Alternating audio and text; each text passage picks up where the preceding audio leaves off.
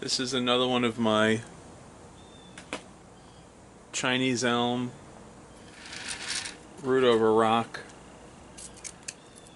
So when I do root over rock, I typically prefer to use a stone that's got some interesting texture and features to it.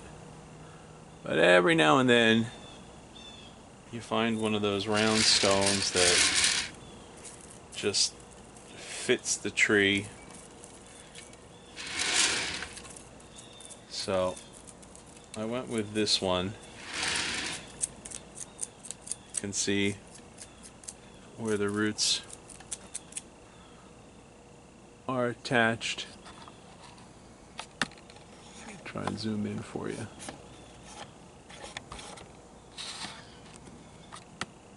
So you can see I have some roots there. Maybe you can hear it more than you can see it. Hear the stone, see the roots climbing down. Here's my buddy Oxalis. There's my little bulbets.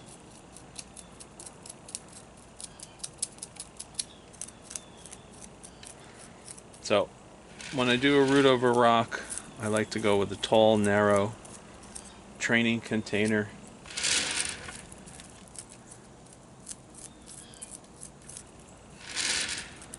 And one of the occupational hazards that I have is I end up with lots and lots of containers left over from jobs. Really, no need to do anything to the roots. It's pretty firmly established on the stone, but I always like to go 3 to 5 years before I start thinking about reducing it in height and spreading the roots out. So right now I still want it to stay close to the stone. This is Super Thrive mix. Alright, so need to work some soil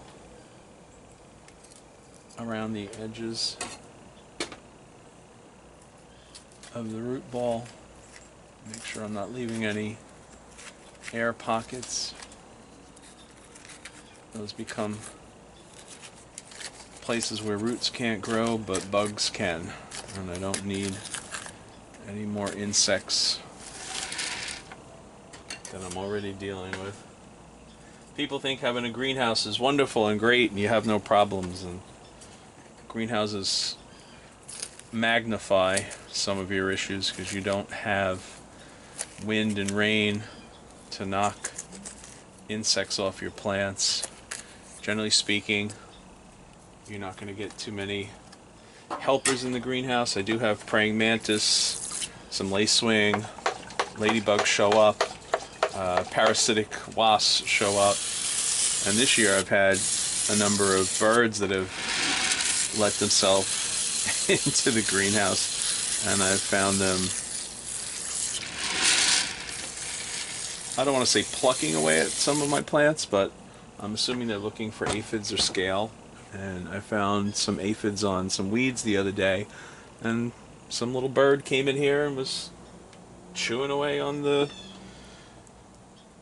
aphids. At least I want to believe that's what she was doing. Alright, so now that we've got it in the container, got some Super Thrive on it.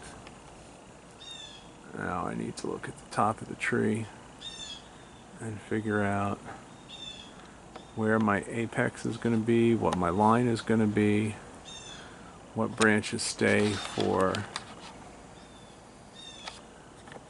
thickening the trunk, what branches are part of the design. So looking up here, it's relatively straight and boring. I have a couple options up here. I could go with this guy in the front as the apex, take everything behind him off, see how he responds. Down here, I have another one of those silly little adventitious buds popping out in the middle of nowhere. And then I have this trunk down at the bottom that's fattening up the base. I have this, I don't want to call it a branch, kind of wants to be a trunk, a little higher up, fattening up the base. So I think I'm going to leave them for the time being. Can always cut them off. Growing them back, that's not the easy part. And I'm going to follow this up to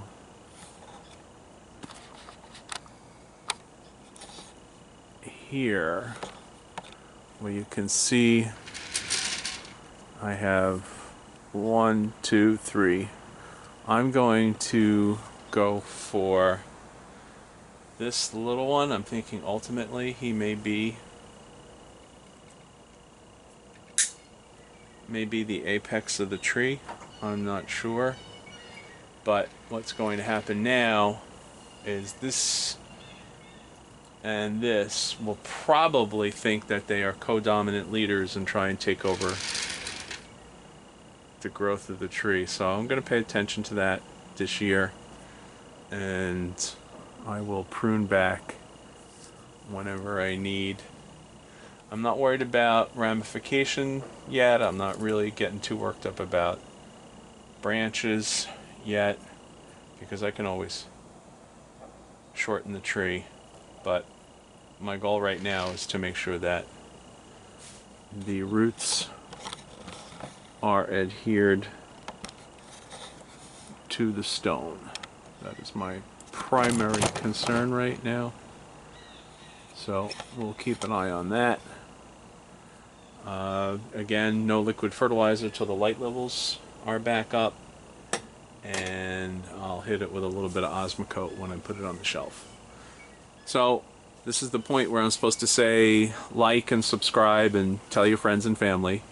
Do as you will, but please go out and work on your trees.